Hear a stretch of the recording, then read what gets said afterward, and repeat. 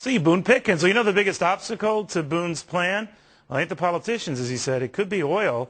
And even though oil's up nearly $2 today, the trend has been down 21% from its July record high, which has affected the price of all the hot oil alternative technologies that had been going up.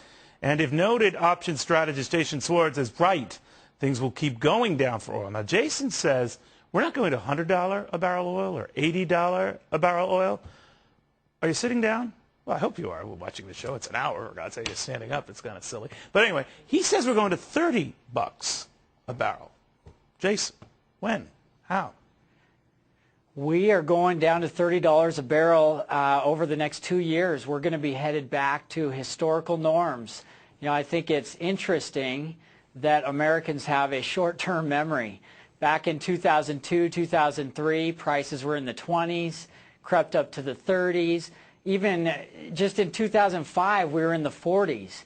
And we see oil going down to $90 by the end of this year and then getting cut in half again next year in 2009. But I'm told even with a slowdown, demand is picking up in India and China, all these developing countries, and that's what's going to be driving this. There's only so much of this stuff, and demand's dwarfing it. No? Here's the thing. Everybody loves to talk about India and China with their future demand. How about all of the decelerating population growth that we're seeing in Europe? We're seeing it in Japan. We're seeing it in Singapore.